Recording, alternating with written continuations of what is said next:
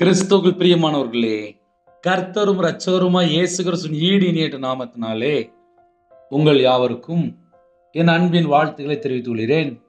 தேவன் அருளிய அப்பம் பிரேயர் மினிஸ்ட்ரி சேனல் மூலியமாக உங்களோடு சந்திப்பதில் மிகுந்த மகிழ்ச்சி அடைகிறேன். தினம்தோறும் அதிகாலை வேளையிலே பரிசுத்த வேதாந்தத்தின் ஒரு பகுதி நாம் தியானித்து நம்முடைய குடும்ப பாதுகாப்பிற்காக நாம் ஜெபித்து வருகிறோம்.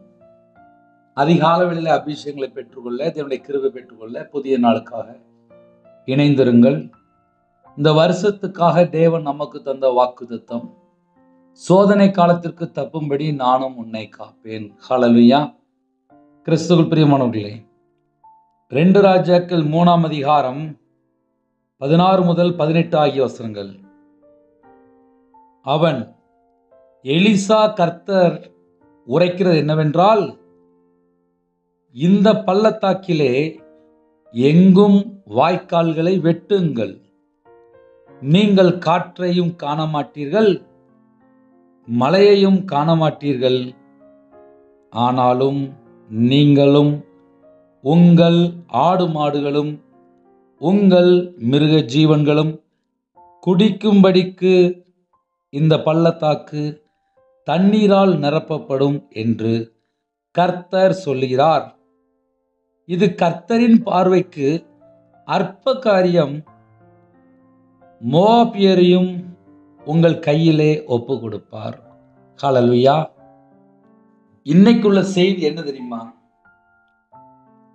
ஆவிக்குரிய ஆசீர்வாதம் பெற்றுக்கொள்ளணும், பூமிக்குரிய ஆசீர்வாதம் பெற்றுக்கொள்ளணும் அப்படின்னா கர்த்தருடைய வார்த்தைக்கு கீழ்ப்படிய வேண்டும். எலிசா இப்படியா சொல்கிறார், கர்த்தர் உரைக்கிறது என்னவென்றால், இந்த பள்ளத்தாக்கிலே எங்கும் வாய்க்கால்களை வெட்டுங்கள். வேலை செஞ்சா மட்டும்தான் சாப்பாடு. வாய்க்கால்களை வெட்டுங்கள். தேவனுடைய வார்த்தைக்கு கீழ்ப்படிந்து வேலை செய்யும் போது ஆசீர்வாதம். நீங்கள் காற்றையும் காண மாட்டீர்கள், மழையையும் காண மாட்டீர்கள், ஆனால் எல்லாம் நிரப்பப்படும். எப்படி பிரதர் அப்படின்னா, அதை நம்ம ஆவிக்குரிய வாழ்க்கையில நம்ம நிறைய காரியங்கள் சொல்லலாம். ஒரு கதையா சொல்றேன், அதுல நம்ம நிறைய புரிந்து கொள்ள முடியும். ஒரு சில குடும்பத்திலே, எல்லா குடும்பத்திலே ஒரு சில குடும்பத்திலே நிறைய சந்தேகங்கள் இருக்கும். அந்த சந்தேகங்கள் எப்படிப்பட்ட சந்தேகமா இருக்கும் அப்படின்னா, எங்க தலைமுறையில நான் இப்பதான் இயேசுவை சொந்த இரட்சகரா ஏற்றுக்கொண்டேன். நான் சில இடத்துல போய் ஜெபிக்கும் போது எனக்கு மாந்திரியம் இருக்கு, சாபம் இருக்கு, பல காரியங்கள் சொல்லியிருக்காங்க. அதனால என் வாழ்க்கையில எனக்கு பெரிய குழப்பம் இருக்கு, எனக்கு பெரிய பிரச்சனை இருக்கு, நிம்மதி இல்லை, என் வாழ்க்கை எல்லாமே போராட்டமா இருக்கு அப்படின்னு சொல்லி பல குடும்பத்திலே இப்படி உள்ள யோசிப்பாங்க, ஆனால் வெளியே சொல்ல மாட்டாங்க. இதயத்தில் பார்த்தா பெரிய குழப்பமா இருக்கும். சில குடும்பத்தில் கர்த்தருடைய வார்த்தை விட்டு விலகி வாழ்ந்திருப்பாங்க, பாவ அடிமையில வாழ்ந்திருப்பாங்க, ஏதோ ஒரு காரியத்தில் அடிமையா இருந்திருப்பாங்க. அவங்க இதயத்தில் பார்த்தா என் வாழ்க்கையில எல்லாமே முடிஞ்சு போச்சு, இனிமேல் அவ்வளவுதான், என் லைஃப் ஒரு தோல்வி, இதுக்கப்புறம் என்னுடைய வாழ்க்கையில அவ்வளவுதான், என் லைஃப் முடிஞ்சு போச்சு, இனிமேல் எனக்கு விடுதலை இல்லை அப்படின்னு சொல்லி பல காரியத்துல உட்கார்ந்து புலம்பிட்டு இருப்பாங்க. இந்த பள்ளத்தாக்கிலே எங்கும் வாய்க்கால்களை வெட்டுங்கள், வாய்க்கால்களை வெட்டுங்கள் என்கிறார். அப்படின்னா என்ன பிரதர் அர்த்தம் அப்படின்னா, இந்த நாள்ல இருந்து முதல்ல முயற்சி பண்ணி எந்திரிக்கணும். எக்ஸாம்பிளுக்கு நான் உங்களுக்கு சொல்றேன், நிறைய பாயிண்ட் பிரயோஜனமா இருக்கும். நான் வியாபாரத்துல இருக்கும்போது 1/2 கோடி ரூபா கடன், 1 ரூபா இல்லை, 2 ரூபா இல்லை, அவ்வளவுதான், இவன் செத்து போயிடுவான், இதுக்கப்புறம் இவனால எந்திரிக்க முடியாது, நிந்தைகள், அவமானங்கள், சொந்த வீடு வித்து, வியாபாரத்துல விட்டு நஷ்டப்பட்டு நடுரோட்டுக்கு வந்துட்டேன். இவன் லைஃப் முடிஞ்சிட்டு அப்படின்னு சொல்லி ஏகப்பட்ட குடும்பத்தில் முடிவு பண்ணிட்டாங்க. சொந்தக்காரங்க முடிவு பண்ணிட்டாங்க, எல்லாரும் முடிவு பண்ணிட்டாங்க. என் வாழ்க்கையில நான் ஒரே ஒரு காரியம் தான் பண்ணினேன். கையில பைபிள் எடுத்து வாசிக்க ஆரம்பிச்சேன். வசனத்தை வாசிக்கும் போது எந்தெந்த வசனத்தை நான் கீழ்ப்படியாம இருக்கிறேனோ அப்படியே உடனே கண்களை மூடி பாவ மன்னிப்பு அறிக்கை ஜெபம் பண்ணுவேன். இந்த வசனத்தை நான் கீழ்ப்படியலப்பா, என்னை ஆசீர்வதிங்க, என் பாவத்தை மன்னிங்க. எப்பமெல்லாம் கையில பைபிள் எடுத்து வாசிக்கிறேனோ, எந்தெந்த வசனம் நான் வாசிக்கிறேனோ, அந்த வசனத்துக்கு என் வாழ்க்கை எப்படி இருக்கு, இன்னும் என்னென்ன காரியத்துல என்கிட்ட ஏதாவது குறை இருக்கா அப்படின்னு சொல்லி ஒவ்வொரு வசனத்தை வாசிக்கும் போது, இது என்னுடைய ஆரம்ப காலத்திலேருந்து இப்படி ஒரு பழக்கம். ஏன்னா தேவனுடைய வார்த்தையை வாசிக்கும் போது ஆவியானவர் பேசுவார். நம்ம இதயத்துக்குள்ளே பரிசுத்த ஆவியானவர் பேசும்போது திட்டமா தெரியும். சில வசனம் வாசிக்கும் போது ஆவிக்குரிய வாழ்க்கையில் அத்தனை ஸ்டெப்பு டக் டக்குன்னு வளர்ந்துடலாம். இதெல்லாம் எப்படி அப்படின்னா, நம்ம கையில் பைபிள் எடுத்து வாசிக்கணும். நிறைய குடும்பத்தில் 40 வருஷம் 50 வருஷம் சர்ச்சுக்கு போகிறேங்கிறாங்க, ஆனால் கையில் பைபிள் எடுத்து வாசிக்கிற பழக்கம் இல்லை. செத்த வாழ்க்கை, அவ்வளோதான். அதாவது கிறிஸ்டியன் எப்படி இருக்கணும், ஒரு வேதக்காரங்க எப்படி இருக்கணும், ஆவிக்குரிய வாழ்க்கையில் வளரணும் எப்படி இருக்கணும், தேவனுடைய பிள்ளை எப்படி இருக்கணும், ஒரு விசுவாசி எப்படி இருக்கணும், வெளிச்சத்தின் பிள்ளைகள் எப்படி இருக்கணும், பரலோகத்துக்கு போகிற பிள்ளைகள் எப்படி இருக்கணும், பல ரகசியங்களை நான் கையில் பைபிள் எடுத்து வாசித்ததில்லை. நான் ரட்சிக்கப்படுவதற்கு முன்பாக ஒரு செத்த வாழ்க்கையாக தான் இருந்துச்சு. என் வாழ்க்கையிலே, அனுதின வாழ்க்கையிலே எங்கெல்லாம் மிஸ்டேக் இருக்கு, என்னெல்லாம் தவறு இருக்கு, எங்கெல்லாம் குறைவு இருக்கு, எங்கெல்லாம் கர்த்தரை விட்டு தள்ளி போகிற காரியங்கள் இருக்கு, என் கண் என்ன பார்க்கு, என் சிந்தனை என்ன யோசிக்கு, என் இதயத்தினுடைய நினைவு என்ன, என் கால் எங்கே நிற்கி, இப்படியே ஒவ்வொன்றா உட்காந்து கையில் பைபிள் எடுத்து வாசிக்கும்போது ஆவியானவர் உதவி செய்ய ஆரம்பித்தார். இந்த காலவெளி செய்தி என்ன தெரியுமா? இந்த பள்ளத்தாக்கிலே எங்கும் வாய்க்கால்களை வெட்டுங்கள். முதல்ல உங்க இருதயத்துக்குள்ளே இயேசு கிறிஸ்து வருகிறதுக்கு தடை ஏதாவது இருக்கா? உங்க வாழ்க்கையிலே, உங்க வீட்டுக்குள்ளே இயேசு கிறிஸ்து வர்றதுக்கு ஏதாவது தடை இருக்கா? இயேசு கிறிஸ்து வந்த வீட்டில் ஆசீர்வாதம். என் வாழ்க்கையில் நான் 100க்கு 100 சொல்ல முடியும். இயேசு கிறிஸ்து வந்த வாழ்க்கையில் ஆசீர்வாதம். அதே நேரத்தில் பிசாசு எங்கெல்லாம் இருக்கிறானோ அங்கெல்லாம் நஷ்டம், அங்கெல்லாம் சாபம், அங்கெல்லாம் நிம்மதி இருக்காது. வாழ்க்கையில தோல்வி, கண்ணீர், பாவம், அசுத்தம், விபச்சாரம், எல்லா பாவமும் அந்த வீட்டுக்குள்ள அப்படியே உள்ள வரும். சில குடும்பத்துலலாம் ஞாயிற்றுக்கிழமை மட்டும் சர்ச்சுக்கு போவாங்க. சர்ச்சுக்கு போகும்போது நல்ல பிள்ளை போல அப்படியே கையில் பைபிளை தூக்கிட்டு போவாங்க.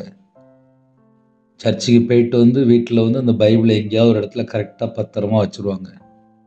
அடுத்த ஞாயிற்றுக்கிழமை போகும்போது கரெக்டாக கையில் பைபிள் எடுப்பாங்க. அது கூடையில் பைபிளுக்கும் அவங்களுக்கும் சம்பந்தம் இருக்காது. ஆனால் ஞாயிற்றுக்கிழமை போகும்போது செல்ஃபோனை கீழே வீட்டில் வச்சுட்டு போவாங்க, எங்கேயாவது வச்சு கூட்டிகிட்டு போவாங்க. வீட்டில் வந்து அந்த பைபிள் கரெக்டாக செல்ஃபில் வைப்பாங்க, கையில் ஃபோன் எடுப்பாங்க. அதிலேருந்து அடுத்த வாரம் ஞாயிற்றுக்கிழமை வரைய கையில் செல்ஃபோன் தான் இருக்கும், ஆனால் கையில் வந்து பைபிள் எடுக்கவே மாட்டாங்க. இப்படி எத்தனையோ குடும்பத்தில் வாழ்கிறாங்க. ஆசீர்வாதம் வேணுமா?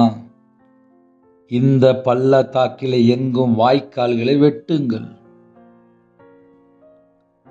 ஆவிக்குரிய வாழ்க்கையில் ஆசீர்வாதம் வேணும்னாலும் கையில் பைபிள் எடுத்து வாசிக்கணும், முழங்கால் போட்டு ஜெபம் பண்ணணும், இருக்கிற இடத்துல தேவனை தேடணும், தேவனை துதிக்கணும்.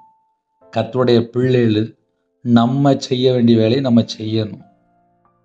சரி, நான் வேலை பார்க்குறேன், நான் வியாபாரம் பார்க்குறேன் அப்படின்னா நீங்கள் செய்கிறத 100க்கு 100 உண்மையாக செய்யுங்க. காலையிலேருந்து ராத்திரி வரையும் முதல்ல உண்மை இருக்கான்னு சொல்லி தேடி பாருங்க. ஏன்னா சில குடும்பத்தில் உண்மை அப்படின்னா நிறைய இடத்துல இல்லை. அது பெரிய பெரிய போஸ்ட்டாக இருக்கலாம், பெரிய பெரிய வேலையாக இருக்கலாம், பெரிய பெரிய ஆஃபீஸருக்குள்ள வேலையாக கூட இருக்கலாம்.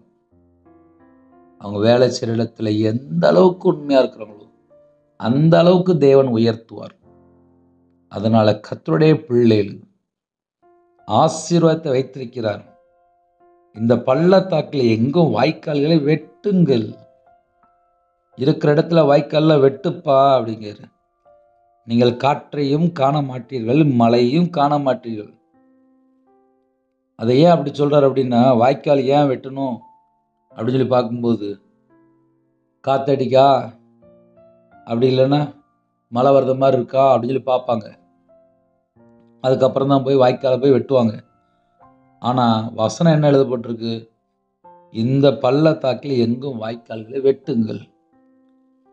அதை எக்ஸாம்பிளுக்கு நம்ம இப்போ வாழ்கிற மெத்தடில் நம்ம அழகாக சொல்லலாம். சில கிராமத்தில், சில ஊரில், அவுட்டரில் எங்கேயோ ஒரு கடை போடுவாங்க. உடனே நம்ம மக்கள் சொல்லுவாங்க, இந்த இடத்துல போய் கடை போட்டால் வியாபாரம் இருக்குமா அப்படிம்பாங்க. அந்த அவுட்டரில் போட்டு அந்த வியாபாரம் பார்த்தா சகல செழிப்பாக இருக்கும். எப்படின்னு சொல்லி பார்க்கும்போது, பஸ்ஸில் போகிறவங்க வர்றவங்க, இல்லைன்னா அவுட்டரில் காரில் போகிறவங்க வர்றவங்க வந்து நின்று ஏதாவது வாங்கி சாப்பிட்டு போவாங்க. கடை போடுறதுக்கு முன்னாடி பார்த்தா தேவையில்லாமல் பேசியிருப்பாங்க. ஆனால் ஒரு வியாபாரத்தை ஆரம்பிக்கும்போது யாருமே கூட இருக்க மாட்டாங்க. ஒரு வியாபாரத்தை ஆரம்பிக்கும்போது கர்த்தர் கூட வரணும். நம்ம செய்கிற வேலைகளை கர்த்தர் ஆசீர்வதிக்கணும். அதுக்கு நம்ம என்ன செய்யணும் அப்படின்னா, இந்த பள்ளத்தாக்கில் எங்கும் வாய்க்கால்களை வெட்டுங்கள். வேலை செய்ய ஆரம்பிக்கணும். கர்த்தருடைய வார்த்தைக்கு கீழ்ப்படிந்து வேலை செய்ய ஆரம்பிக்கணும். நான் வியாபாரத்தில் இருக்கும்போது நஷ்டப்பட்டேன். மறுபடியும் பொறுமையாக வேலை பார்த்துட்டு இருந்தேன். கர்த்தர் என்னை ஆசீர்வதிச்சார். ஆனால் ஏன் இதயத்துக்குள்ளே ஊழியம் பண்ணணும் சொல்லி ஒரே தாகம், மிஷனரியாக போகணும்னு சொல்லி ஒரே ஆசை, கர்த்தருக்காக எழுப்பி பிரகாசிக்கணும் ஆசை. அதே போல முழு நேர ஊழியத்தை கொடுத்தார். அபிஷேகம் பண்ணினார். தேவனர்லேயே அப்போ மினிஸ்டர் இருந்தார். எல்லா தேசத்திலும் சுவிசேஷம் அறிவிக்க, என்னோட வார்த்தையை அறிவிக்க கிருபை கொடுத்தார். கர்த்தருடைய பிள்ளைகள் அதிகாலவில் இணைந்திருக்கிறீங்களா? உங்களுக்கு என்ன தாளந்து கொடுத்துருக்காரோ, எந்த காரியத்தில் அபிஷேகம் பண்ணியிருக்காரோ, உங்களுக்கு தேவன் எந்த விதமான ஞானம் கொடுத்து நீ இதை செய் அப்படிங்காரோ, அதை செய்ய ஆரம்பிங்க. சில குடும்பத்தில் எனக்கு வயசாயிட்டு, எனக்கு சரீரத்தில் பலவீனம் இருக்கு, என்னை எல்லாரும் இப்படி சொல்லிட்டாங்க, எங்கள் ஊரில் தப்பாக பேசிட்டாங்க, எனக்கு இந்த வேலை போயிட்டு அப்படின்னு சொல்லி பல காரியத்தில் அவிசுவாசமான வார்த்தையாக பேசிட்டு இருப்பாங்க. அந்த அவிசுவாசத்தெல்லாம் தூர தூக்கி போட்டுட்டு, சில குடும்பத்தில் வேலை பார்த்துட்டு இருப்பீங்க, உங்களை பற்றி பிரச்சனை இல்லை. சில குடும்பத்தில் வேலை செய்யாமல் வீட்டில் மனைவிட்ட வாங்கி சாப்பிட்டுட்டு இருப்பாங்க, அம்மாட்ட வாங்கி சாப்பிட்டுட்டு இருப்பாங்க. கேட்டால் என்னையால் முடியல அப்படிம்பாங்க. சில குடும்பத்தில் சின்ன ஆக்சிடென்ட் கூட இருக்கும், சரீரத்தில் பலவீனம் இருக்கும். இதுக்கப்புறம் என்னையால் என்ன வேலை செய்ய முடியும் அப்படிம்பாங்க. எந்த மாதிரி சூழ்நிலையிலே அதிகால வேளையிலே இந்த செய்தியை நீங்கள் கேட்டாலும் சரி, என் வாழ்க்கையிலே நான் 11 வயசுல நான் வேலை பார்த்துருக்கேன். எனக்கு வேலை பார்க்க தான் தெரியும். காலையில் 5 மணி 6 மணிக்கு வேலைக்கு போனால் ராத்திரி 10 மணி 11 மணிக்கு தான் வீட்டுக்கு வருவோம். டெய்லி ஒரு 15 மணி நேரம் 16 மணி நேரம் மினிமம் வேலை பார்க்கணும். நான் சின்ன வயசுல நான் வேலை பார்த்தனால எனக்கு வேலை பார்க்க தான் தெரியும். இதை ஏன் உங்களுக்கு சொல்லித்தரேன் அப்படின்னா, வேலை செஞ்சாதான் தேவன் ஆசீர்வதிப்பார். இன்னைக்கு நிறைய குடும்பத்தில் எப்படியாவது சொத்து சேர்க்கலாமா, களவாண்டு சேர்க்கலாமா, கொள்ளையடி சேர்க்கலாமா, அடுத்த வீடை ஏமாற்றி சம்பாதிக்கலாமா, அந்த வீட்டில் ஃபுல்லாகவே சாபம் தான் இருக்கும். அப்படி யாராவது ஒருவேளை இந்த செய்தியை கேட்டீங்க அப்படின்னா, தப்பான எண்ணங்களை விட்டுட்டு மனம் திரும்பி ஒரு வேலையை செலக்ட் பண்ணி, இல்லை ஒரு கடை, இல்லைன்னா உங்களுக்கு என்ன தெரியுமோ அந்த வேலையை தேவனுடைய சத்தத்துக்கு செவி கொடுத்து நீங்கள் வேலை செய்ய புறப்பட்டால் உங்கள் குடும்பத்தை கர்த்தர் ஆசீர்வதிப்பார். வேலையே செய்ய மாட்டேன், எனக்கு வருமானம் மட்டும் வரணும், கையில் ஒரு செல்ஃபோன் வச்சுருப்பேன், ஒரு வண்டி வச்சுருப்பேன், ஒரு கார் வச்சுருப்பேன், பணம் தானாக வரணும் அப்படின்னா வராது. சில குடும்பத்தில் இந்த செல்ஃபோன் மூலிமா எப்படியாவது பணம் சம்பாதிச்சிடலாமா, ஆன்லைனில் போய் கேம் விளாண்டு லட்சமாக நஷ்டப்பட்டு வீட்டில் இருக்க எல்லா பொருளாக விற்று நடுரோட்டுக்கு வந்து நஷ்டப்பட்டு, என் குடும்பத்தில் என் வாழ்க்கையில் நான் வியாபாரத்தில் நஷ்டப்பட்டேன், மாந்திரியத்தில் கஷ்டப்பட்டேன், மனுஷன்கிட்ட பணம் கொடுத்து வரல, வீடு கட்டி கஷ்டப்பட்டேன், பேங்க்ல லோன் வாங்கி கஷ்டப்பட்டேன். இன்று எத்தனையோ குடும்பத்திலே வீட்டில் வேலை செய்யாமல் சில குடும்பத்திலாம் கர்த்தரை விட்டு தள்ளி போயிட்டாங்க, வெளியே தெரிய மாட்டுது. யாரெல்லாம் இந்த செய்தி கேட்குறீங்களோ, உண்மையிலே இந்த செய்தி உங்களுக்கு தானான்னு சொல்லி செக் பண்ணி பாருங்க. இந்த பள்ளத்தாக்கில எங்கும் வாய்க்கால்களை வெட்டுங்கள், நீங்கள் காற்றையும் காண மாட்டீர்கள், மழையும் காண மாட்டீர்கள். ஆனாலும், அந்த வேர்டு ரொம்ப முக்கியம், ஆனாலும் நீங்களும் உங்கள் ஆடு மாடுகளும் உங்கள் மிருக ஜீவன்களும் குடிக்கும்படிக்கு. கர்த்தருடைய வார்த்தைக்கு யாரெல்லாம் கீழ்ப்படுகிறாங்களோ அவங்களும், அவங்க வீட்டில் ஒருவேளை ஆடுகள் இருக்கலாம், மாடுகள் இருக்கலாம், மிருக ஜீவன்கள் இருக்கலாம், எல்லாவற்றைக்கும் தேவன் ஆசீர்வதிப்பார். உங்கள் மிருக ஜீவன்களும் குடிக்கும்படிக்கு இந்த பள்ளத்தாக்கு தண்ணீரால் நிரப்பப்படும் என்று கர்த்தர் சொல்கிறார். அப்படின்னா என்ன பிரதர்? அப்படின்னா பள்ளத்தாக்கு இருக்குப்பா, நீ போய் வெட்டு அப்படிங்காது. எங்கும் வாய்க்கால்களை வெட்டுங்கள், எல்லா பக்கம் வெட்டு, தண்ணி வரும் அப்படிங்காது. ஆனா காத்து இருக்காது, மழையும் இருக்காது, நீ தோண்டுனா உனக்கு தண்ணி இருக்கும் அப்படிங்காது. அப்படின்னா என்ன அர்த்தம்? அப்படின்னா நாட்டில் நிறைய பிரச்சனை நடந்துட்டு தான் இருக்கும். ஒரு பக்கம் பார்த்தா பஞ்சம் இருக்கும், ஒரு பக்கம் பார்த்தா குடும்பத்தில் நம்மளை தேவையில்லாமல் பேசிட்டு இருப்பாங்க, தப்பா பேசிட்டு இருப்பாங்க. என் வாழ்க்கையில் நான் அனுபவிச்சிருக்கேன். நான் நஷ்டப்பட்டு நடுரோட்டில் நிற்கும் போது சொந்தக்காரங்க ஃபுல்லாகவே தேவையில்லாமல் பேசிடுவாங்க. இவன் அவ்வளோதான், இவன் லைஃப் முடிஞ்சிட்டு அவ்வளோதான். வீட்டில் இருக்கிறவங்க, பக்கத்தில் உள்ளவங்க, சொந்தக்காரங்க, வியாபாரத்தில் உள்ளவங்க எல்லாரும் சொல்லிடுவாங்க. ஆனால் கர்த்தர் பார்ப்பார். அடுத்தாப்புல இவன் என்ன செய்ய போறான் அதை தேவன் பார்ப்பார். 2016 சிஎஸ்ஐ ஐயர்வாள்கிட்ட ஃபோன் பண்ணி பேசினேன். ஐயா, எனக்கு ஒரு மிஷினரி வேலை தருவீங்களா அப்படின்னு சொல்லி கேட்டேன். நான் நார்த்துக்கு போகணும்னு ஆசைப்படுறேன் அப்படின்னு. ஃபேமிலியாக இருக்கடா, நீ தனியாக இருந்தால் பரவாயில்ல, குடும்பமாக இருக்க, வீட்டில் பிள்ளைகள் இருக்குல்ல, அப்படி டக்குன்னு அனுப்ப முடியாதுல்ல அப்படின்னாங்க. அப்போ என்னையா செய்யணும் அப்படின்னு. நான் மறுபடியும் கூப்பிடுறேன் அப்படின்னு சொல்லிட்டு மறுபடியும் ஃபோன் பண்ணி கூப்பிட்டாங்க. சபை ஊழியர் வேலை இருக்கு, போறியா அப்படின்னாங்க. சரியா அப்படின்னு. மறுபடியும் ஒரு ஃபோன் வந்துச்சு. சபை ஊழியர் வேலை வேணும்னா ஒரு மாதம் ஆகும், கோயில் குட்டியர் வேலை தான் இருக்குது, பரவாயில்லையா அப்படின்னா. பரவாயில்லையா, போகிறேன் அப்படின்னு. ஃபுல்லாக தாழ்த்தி அர்ப்பணித்து அழகா ஆலயத்துக்குள்ள வந்தேன், சந்தோஷமா வந்தேன். சர்ச்சில் கோயில் குட்டியர் வேலைக்கு வரும்போது சந்தோஷம், அவ்வளோ சந்தோஷம். வியாபாரத்தில் நஷ்டம், எல்லாராலும் தள்ளப்பட்ட நிலைமை, கர்த்தருக்காக கால் எடுத்து வச்சேன். 2016 எனக்கு ஒருத்தன் மாந்திரியம் பண்ணிட்டே இருந்தான். 2021 வரையும் பண்ணினான். ஒரு நாள் அதே வீட்டுக்குள்ள தூக்கு போட்டு செத்தே போயிட்டான். நமக்கு விரோதமாக யாராவது மாந்திரியம் பண்ணுறாங்களா, அதே வீட்டுக்குள்ள ஆள் காலியாயிரும். நம்ம தேவனோட வார்த்தைக்கு கீழ்ப்படிந்து வாழும்போது இப்படிலாம் அதிசயம் நடக்கும். என் வாழ்க்கையில் எனக்கு துரோகம் பண்ணவங்களும் இருக்கிறாங்க, மாந்திரியம் பண்ணவங்களும் இருக்கிறாங்க, என்னை ஏமாத்தினவங்களும் இருக்கிறாங்க, எல்லாரும் இருப்பாங்க. ஆனால் ஒரு நாள் யூதாஸ் காரியத்துக்கு என்ன நடந்துச்சு? நாண்டு கொண்டு செத்தான். கர்த்தருடைய பிள்ளைகளுக்கு விரோதமாக யாராவது சேட்டை பண்ணுறாங்களா, அந்த வீட்டுக்குள்ளே கர்த்தர் நியாயம் விசாரிப்பார். அப்போ நம்ம என்ன பிரதர் செய்யணும் அப்படின்னா, நம்ம தேவனோட வார்த்தைக்கு கீழ்ப்படிய ஆசீர்வாதம். உங்கள் வாழ்க்கையில் உங்களை யாராவது ஏமாத்துறாங்களா, கொள்ளையடிக்கிறாங்களா, உங்களை யாராவது மோசம் போய்கிட்டாங்களா, ஏமாத்திட்டே இருக்கிறாங்களா, உங்கள் சொத்தை எழுதி வாங்கிட்டாங்களா, நகையை வாங்கிட்டு தரலையா, ஏமாற்றமா, தோல்வியா, எந்த பிரச்சனையா இருந்தாலும் சரி, அதுலேருந்து முதல்ல வெளியில் வாங்க. மன அழுத்தத்திலே டிப்ரெஷன்ல இருக்க வேண்டாம். சில குடும்பத்திலலாம் ஃபெயிலான மட்டுமே யோசிச்சுட்டு இருப்பாங்க. கிருபையின் காலத்துல வாழ்றோம்.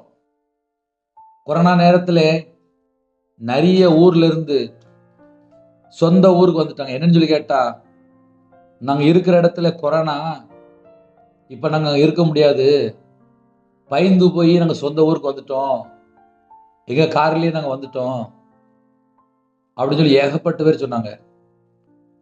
கொரோனா முடிஞ்சதுக்கு அப்புறம் பார்த்தா மறுபடியும் வேலை செய்ய போயிட்டாங்க. ஒரு மனுஷனுடைய வாழ்க்கையிலே ஏதோ ஒரு சூழ்நிலையில தோல்வி, ஏதோ ஒரு சூழ்நிலை மனுஷனை ஏமாத்திட்டான், ஏதோ ஒரு சூழ்நிலை நான் நஷ்டப்பட்டுட்டேன், ஏதோ ஒரு சூழ்நிலை, அப்படியே முடங்கி போய் கிடக்க கூடாது. அடுத்தாப்புல எந்திரிக்கணும், மறுபடியும் வெளியில வரணும்.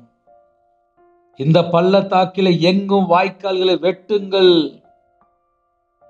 தேவனுடைய வார்த்தைக்கு கீழ்ப்படிந்தால் காற்றையும் காண மாட்டீர்கள், மழையும் காண மாட்டீர்கள். இந்த பள்ளத்தாக்கு தண்ணீரால் நிரப்பப்படும் என்று கர்த்தர் சொல்கிறார். ஆவிக்குரிய வாழ்க்கையிலே விழுந்து போன நிலைமையா, என்னையால முடியல பிரதர், நான் அவ்வளவுதான் அப்படின்னு சொல்லி யாராவது செய்தி கேட்குறீங்களா? இந்த நாளையும் கர்த்தர் தூக்கி எடுக்கிறார். இது கர்த்தரின் பார்வைக்கு அற்ப காரியம் என்று சொல்கிறார். மோவாபியரையும் உங்கள் கையிலே ஒப்பு கொடுப்பார். அப்படின்னா என்ன பிரதர் அப்படின்னா, சத்துருக்களை உங்கள் கையில் ஒப்பு கொடுப்பார். உங்களுக்கு யாராவது விரோதமா சேட்டை பண்ணிட்டே இருக்கிறாங்களா, உங்களுடைய கையில் ஒப்பு கொடுப்பார். ஹல்லேலூயா.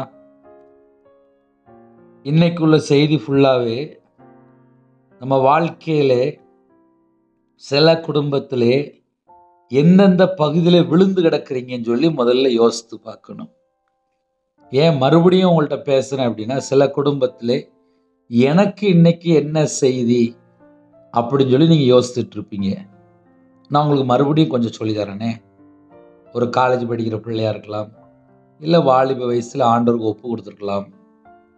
சில குடும்பத்திலே கல்யாணம் முடிஞ்சதுக்கப்புறம் வீட்டிலே இருப்பாங்க, வேலைக்கு போகாமல் இருப்பாங்க. ஆனால் வாலிப வயசில் நிறைய வேலை பார்க்கணும் அப்படின்னு சொல்லி நிறைய தீர்மானம் எடுத்திருப்பாங்க. சில குடும்பத்தில் பிள்ளைகள் பிறந்ததுக்கப்புறம் வேலைக்கு போகணும்னு சொல்லி யோசிச்சுருப்பாங்க. சில குடும்பத்தில் கொஞ்சம் வயசாகிருக்கும், ஹாஸ்பிட்டலில் கொஞ்ச நாள் இருந்திருப்பீங்க. சில குடும்பத்தில் கர்த்தரை விட்டு தள்ளி போயிட்டேன், இனிமேல் என் லைஃப் முடிஞ்சிட்டு அப்படின்னு சொல்லி ஒருவேளை கூட யாராவது இணைந்திருப்பீங்க. எந்த மாதிரி சூழ்நிலை சரி, அதை விட்டு வெளியில் வந்துருங்க. மன அழுத்தத்தில் விட்டு வெளியில் வந்துருங்க. மறுபடியுமா வேலைக்கு போகணுமா, வேலைக்கு போங்க. தேவனோட சமூகத்தில் காத்திருந்து ஜெபம் பண்ணுங்க. ஊழியம் பண்ண ஆசைப்படுறீங்களா, மறுபடியுமா ஆசைப்படுங்க.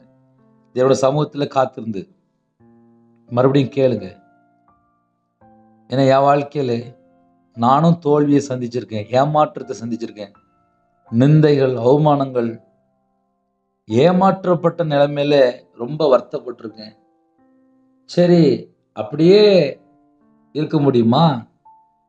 ஒரு மனுஷனோட வாழ்க்கையில தோல்வி வந்துட்டுனா அவ்வளவுதானா? கிடையாது. வெளியில வரணும். வெளியில வந்தாதான் நம்மளை நம்பி குடும்பம் இருக்கும். ஒரு குடும்பத்தில் கொரோனா நேரத்தில் வீட்டில் 2 பிள்ளை, குடும்பத்தில் ஒரு பிள்ளை இறந்து போயிட்டு, வீட்டுக்குள்ள பார்த்தா மன அழுத்தம், டிப்ரெஷன் தாங்க முடியல, கண்ணீர் வடிக்கிறாங்க. இன்னைக்கு பார்த்தா மறுபடியும் பார்த்தா கர்த்தர் ஆசீர்வதிக்கிறார். காரணம் என்ன? எந்தெந்த சூழ்நிலை விழுந்து போயிருந்தாங்களோ அதுலேருந்து வெளியில் வரணும். இந்த கொரோனாக்கு அப்புறம்லாம் சில குடும்பத்திலே ஜெபகுறிப்பு வரும்போது வீட்டில் கொரோனால இறந்து போயிட்டாங்க. எத்தனையோ சூழ்நிலை, ஒவ்வொரு குடும்பத்திலையும் ஒவ்வொரு சூழ்நிலை உண்டு. இதெல்லாம் தாங்கி தான் சில குடும்பத்தில் வாழ்ந்துட்டு இருப்பாங்க. ஒரு குடும்பத்தில் ஜெபிக்கிறோம்னு சொன்னாங்க, என் கணவர் இறந்து போயிட்டாரு, விதவையாக இருக்கிறாங்க, சரீரத்தில் பலவீனம், வீட்டில் பணம் தேவை இருக்குது, ஹாஸ்பிட்டல் போகணும், நிறைய வீட்டுக்குள்ள நிறைய பிரச்சனை, அதுலேருந்து வெளியில் வரணும். அந்த மன அழுத்தத்திலிருந்து வெளியில வரணும். ஏன்னா சில குடும்பத்துல மட்டும்தான் வேலை செய்யாம இருப்பீங்க, சில குடும்பத்துல வேலை செஞ்சுட்டு இருப்பாங்க. எந்த மாதிரி சூழ்நிலும் சரி, காற்றையும் காண மாட்டீர்கள், மழையும் காண மாட்டீர்கள். இந்த பள்ளத்தாக்கு தண்ணீரால் நிரப்பப்படும். உங்க வாழ்க்கை மறுபடியும் செழிப்பாக மாறும். அதுக்கு நம்ம என்ன தெரியுமா செய்யணும்? முயற்சி செய்யணும். ஒரே வார்த்தையில் செய்யணும், முயற்சி செய்யணும். மனுஷனை நம்பி அல்ல, கர்த்தரை நம்பி. கர்த்தரை நம்பி மறுபடியும் நம்ம புறப்படணும். ஆபிரகாமுடைய வாழ்க்கையில புறப்படு அப்படின்னாரு, கீழ்ப்படிந்து புறப்பட்டார்ல. அதே போல நம்ம வாழ்க்கையிலே புறப்படுன்னு சொல்றாரா, புறப்பட ரெடியா இருக்கணும். ஒருவேளை என்னுடைய வாழ்க்கையிலே சில கர்த்தருக்கு பிரியமில்லாத காரியம் இருக்கு பிரதர் அப்படின்னு சொல்லி ஒருவேளை இருக்கா, அதை விட்டு வெளியில வந்துருங்க. வெளியில வந்துட்டீங்கன்னா ஆசீர்வாதம். ஹல்லேலூயா. இது கர்த்தரின் பார்வைக்கு அற்ப காரியம். அதனால எந்தெந்த சூழ்நிலை தேவனுக்கு தெரியும். தாழ்த்துங்க, அர்ப்பணிப்போம், கேட்போம். என் குடும்பத்தை ஆசீர்வதிங்கப்பா, என் குடும்பத்தை ஆசீர்வதிங்கப்பான்னு சொல்லி கேளுங்க. இந்த பள்ளத்தாக்கு தண்ணீரால் நிரப்பப்படும் என்று கர்த்தர் சொல்கிறார். நிரப்பப்படும். உங்க வாழ்க்கை செழிப்பாக ஆசீர்வதிக்கப்படும். கண்கள் மூடி நாம் ஜெபம் செய்வோம். அன்பின் கர்த்தாவே, நன்றியோடு துதிக்கிறோம்ப்பா. எந்த குடும்பத்திலே இணைந்து செய்தி கேட்டாங்களோ, எந்த குடும்பத்துல ஏழை எளிய ஜனமா இருக்கிறாங்களோ, நெருக்கப்பட்ட சூழ்நிலை, உடைக்கப்பட்ட சூழ்நிலை இருக்கிறாங்களோ, எந்த குடும்பத்துல தட்டுப்பாடு இருக்கோ, எந்த குடும்பத்துல பஞ்சத்துல கஷ்டப்படுறாங்களோ, பலவிதமான தேவையோடு கஷ்டப்படுறாங்களோ, சில குடும்பத்திலே லட்சக்கணக்கா கோடிக்கணக்கா கடன் இருக்கு. எந்த மாதிரி சூழ்நிலையும் சரி, இந்த நாளில் உங்க பிள்ளைகளை கர்த்தர் சந்திக்கணும்ப்பா. காற்றையும் காண மாட்டீர்கள், மழையையும் காண மாட்டீர்கள். ஆனாலும் நீங்களும் உங்கள் மிருக ஜீவன்களும் குடிக்கும்படிக்கு இந்த பள்ளத்தாக்கிலே தண்ணீரால் நிரப்பப்படும் என்று சொன்னீங்கப்பா. உங்க பிள்ளைகளை பரிபூர்ணமாக ஆசீர்வதிப்பவர் கிருபைக்காக நன்றிப்பா. இந்த பள்ளத்தாக்கில் எங்கும் வாய்க்கால்கள் வெட்டுங்கள் என்று சொன்னீங்கப்பா. உங்க பிள்ளைகளுடைய கையின் கிரியில ஆசீர்வதிக்க கர்த்தர் ஆயத்தமா இருக்கிறீங்க. யாரெல்லாம் ஜெபிக்கிறாங்களோ அவங்களுடைய கையின் கிரியில ஆசீர்வதிங்க. அவங்களோட வாழ்க்கையில இதுவரைக்கும் என்னெல்லாம் தடை இருக்கும், அந்த தடையை நீக்கி கர்த்தர் ஆசீர்வதிக்கிற கிருபைக்காக நன்றி. உண்மை நன்றியோடு துதிக்கிறோம், சொல்கிறோம். என்னோட ஆவி, ஆத்மா, சரீரம், சிந்தனை, நினைவு எல்லாம் உங்களுடைய ஜீவன்கள் பண்ணிடும். பிதா, குமாரன், பரிசுத்த நாமத்தினால் முத்திரை போட்டு கர்த்தர் வேலையடைத்து ஆசீர்வதிங்க. எத்தனையோ தேசத்துக்குள்ள இணைந்திருக்காங்க. அவங்களோட வாழ்க்கையில எல்லா குறைகள் குற்றம் எல்லாவற்றையும் மன்னித்து பரிபூர்ணமாக ஆசீர்வதிங்க. என் நாமத்தின் நிமித்தம் எதை கேட்டாலும் சொன்னீங்கப்பா. இயேசு கிறிஸ்து நாமத்தினால கேட்கிறோம். அப்பா பிறந்தநாள் கொண்டாடுறாங்க, திருமணநாள் கொண்டாடுறாங்க. அவங்களோட சந்ததியாக அப்பா ஆசீர்வதிங்கப்பா. கற்பதனையை ஜெபிக்கிறாங்க, கர்த்தர் மனமிறங்கி ஆசீர்வதிங்க. ஆவிக்குரிய 9 கனிகளினாலும் ஆவிக்குரிய 9 வரங்களால் நிரப்புங்கப்பா. ஜெப அபிஷேகம் தாங்க, தியானிக்கிற அபிஷேகம் தாங்க. எங்களோட அவைகள் எல்லாம் கிறிஸ்துவ அவையமா மாறட்டும். எங்க உடம்போட ரத்தம் எல்லாம் கிறிஸ்துவ ரத்தமா மாறட்டும். எங்க சிந்தனை கிறிஸ்துவோட இணைப்பட்டு ராஜா. தலையில உச்சங்கால் வரை எல்லா அவைகளும் கிறிஸ்துவோட அவையமா மாறட்டும். எங்க இதயத்துக்குள்ள பிதா, குமாரன், பரிசுத்தம் மட்டும்தான் இருக்கும். சில குடும்பத்தை தங்களை தாழ்த்துறங்க. அவங்களோட அப்பத்தின் தண்ணீரை பரிபூர்ணமா ஆசீர்வதிங்க. யாரெல்லாம் இணைந்திருக்காங்களோ எல்லாருடைய தேவையில எல்லாம் கர்த்தர் சந்திங்க ராஜா. சில தேசத்துக்குள்ளே உள்ளத்துல பாரத்தோடு இணைந்திருக்காங்க. அவங்களோட வாழ்க்கையில என்னென்ன தேவை எல்லா தேவைகளும் கர்த்தர் சந்திங்க. இரவு மூலமா ஜெபிக்கிறாங்க. உங்க பிள்ளைகளோட வாழ்க்கையில பரிபூர்ணமா ஆசீர்வதிக்கப்படும். ஹாஸ்பிட்டல்ல அவசர சிகிச்சையில படுத்த படுக்கையில பலவீனத்தோடு எத்தனையோ குடும்பத்துல போராடுறாங்க. கர்த்தர் தீர்காயுசு கட்டளைங்க, சுகம் தாங்க, ஆரோக்கியம் தாங்க. உங்களுடைய தலைமுறை கருத்தினாலே தொட்டு சுகமாக்கி தாங்க. உங்களோட அக்கிரமம், உங்களுடைய பாவத்தில மன்னித்து பரிபூர்ணமா சுகமாக்கி தாங்க. விபச்சார அடிமையிலே, விக்கிரகாராதனையிலே, சில குடும்பத்துல மாந்திரியம், பிள்ளி சுனியம், ஏவல்ல கட்டப்பட்ட நிலைமை, மதுபான அடிமை, போதை காரியங்கள் எந்தெந்த குடும்பத்துல பாதிக்கப்படுறாங்களோ இந்த எல்லா செத்த கிரியெல்லாம் இயேசு கிறிஸ்து ரத்தத்தினாலே, இயேசு கிறிஸ்து நாமத்தை சுட்டு எறியப்படட்டும்பா. பிரிந்த குடும்பம்லாம் இணைந்து வளர்க்கறது கிருபை செய்ய. பிள்ளைகள் வயசு அதிகமாயிட்டு போது ஏற்ற ஒரு வாசல் திறந்தாங்க. ரட்சிக்கப்பட்ட குடும்பமா தாங்க. தேவையில எல்லாம் சந்திங்க. சில குடும்பத்திலே டெலிவரி கொடுப்பாங்க. பரம வைத்தியரை கூடங்க நார்மல் டெலிவரி ஆகிட்டாங்க. பிள்ளைகளுக்கு வயசு அதிகமாயிட்டு போகுது. ஏற்ற துணையை தாங்க. யாரெல்லாம் தங்களை தாழ்த்துறங்களோ எல்லா குடும்பமும் இயேசு கிறிஸ்து ரத்தத்தினாலே, இயேசு கிறிஸ்து நாமத்தினாலே பரிபூர்ணமாக ஆசீர்வதிக்கப்படட்டும். உங்களுடைய கரத்தில் அர்ப்பணிக்கிறோம். நிறைய குடும்பத்திலே பலவிதமான சூழ்நிலை காலையில் எழுந்திருக்காங்கப்பா. உங்கள் பிள்ளைகளுடைய தேவைகள் எல்லாம் கத்த சந்திங்க. உங்களோட அப்பத்தி இந்த நிதிக்கத்தை கூட இருந்து ஆசீர்வதிங்க. உங்கள் நாம மையப்படட்டும். உமக்கு பிரியமானபடி வாழ எங்களை அர்ப்பணிக்கிறோம்ப்பா. தேசத்துக்குள்ளே எத்தனையோ இடத்துல இருந்து இணைந்திருக்காங்க. அவங்களோட வாழ்க்கையில் என்ன தேவைன்னாலும் சரி, எல்லா தேவையிலும் கத்தர் கூட சந்திங்க. இந்த நாளிலும் ஜெபிக்கிற குடும்பம் கர்த்தராகிய நாமத்தினால் ஆசீர்வதிக்கப்பட்டும். கடன் பிரச்சனை எல்லாவற்றையும் மாற்றி ஆசீர்வதிங்க. காலவெளியிலே வேலைக்கு புறப்படுறாங்க, கம்பெனிக்கு போகிறாங்க, வியாபாரத்துக்கு போகிறாங்க, விவசாயத்துக்கு போகிறாங்க, டிரைவிங் லைன் போகிறாங்க. எல்லாரையும் கர்த்தரோட கரத்தில் அப்படிங்கிறோம். டீச்சர் ஜெபிக்கிறாங்க, டாக்டர் ஜெபிக்கிறாங்க, நர்ஸ் ஜெபிக்கிறாங்க, வாட்ச்மேன் ஜெபிக்கிறாங்க, செக்யூரிட்டி ஜெபிக்கிறாங்க, போலீஸ் ஆஃபீஸ் ஜெபிக்கிறாங்க. எல்லாரையும் உங்களுடைய கரத்தில் அப்படிங்கிறோம். உங்களோட ரத்த கொட்டைகளை வேலடித்து மூடி மறைத்து பாதுகாங்க. படிக்கிற பிள்ளைகளுக்கு ஸ்தோத்திரம்ப்பா. ஃபர்ஸ்ட் ரேங்க் எடுக்கணும். தேவ கிருபையினால தேவ ஞானத்தில் நிரப்புங்க. எல்லா குடும்பத்தையுமே உங்களுடைய கரத்தில் அர்ப்பணிக்கிறோம்ப்பா. என் நாமத்து நிமித்தம் எதை கேட்டாலும் சொன்னீங்கப்பா. படிக்கிற பிள்ளைலாம் பாஸ் ஆகணும்ப்பா. கிருபை தாங்கப்பா. நிறைய குடும்பத்தில் ஸ்கூல் ஃபீஸ் கட்டணும், காலேஜ் ஃபீஸ் கட்டணும், எக்ஸாம் வரப்போகுது, ஆயத்தமாக இருக்கிறாங்கப்பா. உதவி பண்ணுங்க.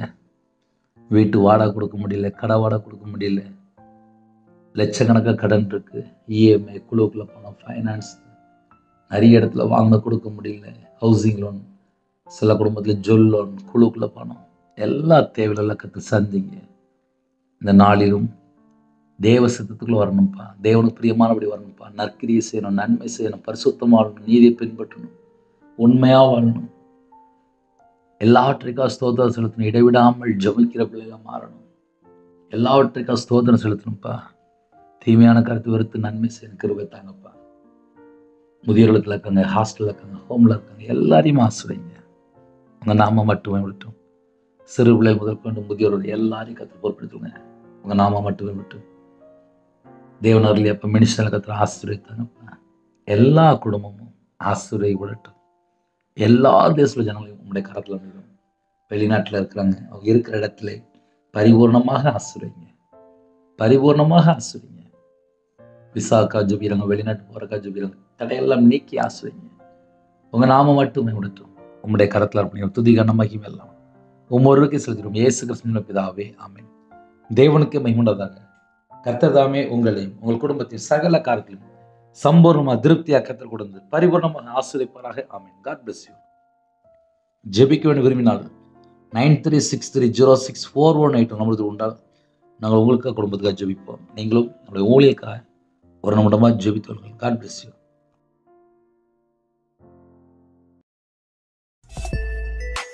Thanks for watching.